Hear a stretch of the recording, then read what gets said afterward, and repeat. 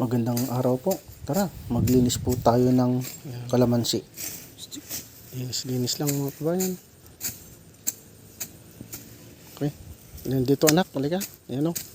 Pero, amuin mo. Suka na sir? Yan. Suhan na lahat yan. Suka na lang. May tinik. May tinik. Linisan mo. Sayang. Oh, ito hindi sir. Yan. Ito. Suka pa rin. Suha. Ayan. Amuin mo. Sige. At least, kung mabuhay yan, hindi, yan mga kabayan, mga suha na yan. At least may kung magbunga, yun nga lang pag nagpapitas, mamimitas. Sila yung nauuna, katulad nung natin. Katulad ng seedless pumilo natin mga kabayan, nagpapitas po tayo nung nakaraan pero sila yung umani mga kabayan. Okay? Okay na yan. Total, hindi namang kalamansi pala yan. Yan mga kapan. Yan po mga kabayan. Nililibot-libot po namin yung maliliit na kalamansi. At para malinisan yung mga puno mga kabayan. Kasi yan po yung mga hulip namin mga kabayan. Patuligan. Diyan nga po mga kabayan, kailangan po natin tamnan yung mga bakanting lupa kasi sayang naman po yung area kung hindi po natin malagyan ng kalamansi mga kabayan. Kung mapapansin nyo, may mga isa-isang mga bunga na hinog. Kinukuha po namin yan at kinakain mga kabayan para iwas sa sakit tayo. Iwas tayo sa mga ubong. Okay na yan. Ito, tanggalin natin itong may tinik. Ito. Nakita ko ito anak ko. Yan yung yan, kung saan yung puno niya. Yan. Kung mapapansin nyo, tinatanggal po namin yung mga may tinik. Ilang piraso. Ayan, nasa pinakakan. Dalawa. Yan yung hinapakan ko, kaso matigas na. Hinapakan ko nga po yan mga kabayan para kahit papaano ay bumaba yung sanga niya at mabilis siyang makita kung sakaling maglilinis. Okay.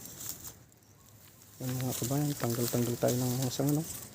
Sagabal na rin po kasi sa kalamansi yan mga kabayan at isa na rin kaagaw ng nutrition ng kalamansi. Okay. Tara. Tara na. May isa pa. May isa pa. Diyan po yung mga sanga na nakakalusot. Kasi hindi namin napapansin na meron na rin po palang mga lumaki na mga sanga tayo. Kailangan po nating tanggalin yan kasi baka yan po yung mangunguna at mamatay po yung puno ng kalamansi. Okay. Tara. Ito kalamansi na yan. Merong mga ganyan na akala mo pa lang siya. Ano yan sir? Mataba? Mahapon na to. Ang dami pa ng mga bunga mga bunga na yan.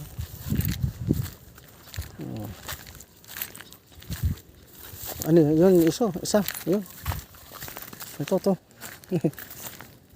Ayun.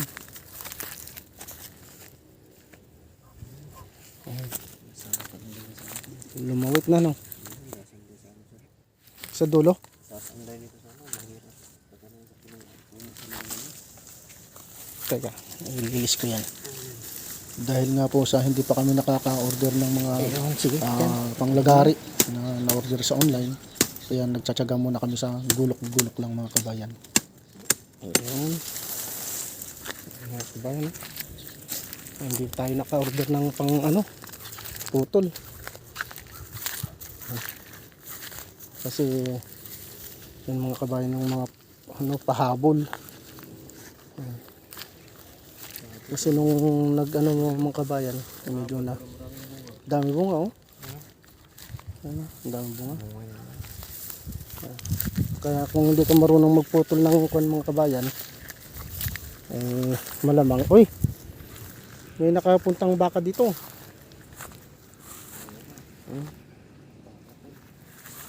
Baka ni Boards yan.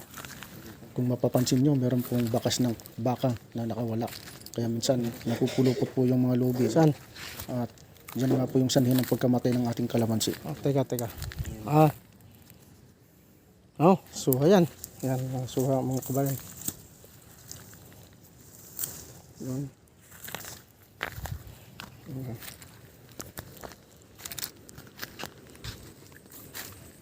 Yan.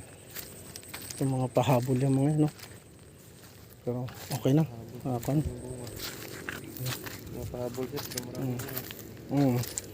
Ito yung nilinisan natin. Yan. Yan.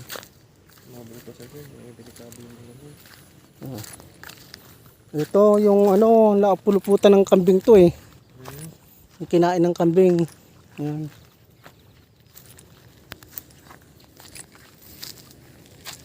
Yung bunga sir. Dito na sana sir. Sa dulo. Dito na mga Kaya nga sa mga puno-puno, no? nasa ano na siya. Dami. Sa mga puno-puno na, oh. Yan. Okay. Ngayon lang daw talaga ng ganito sa ating papa. Kaya nga ito. Ito, pinili sa mga anak to. Malapit sa atin. Ayan. Ayan. Namatay yung isa dyan eh. Kaya pinalitan ko yan. Kakapalit mo lang ito sir. Oo, yan. Diba? Yan. Nakita mo. Yan po kung mapapansin nyo, maliit yung puno.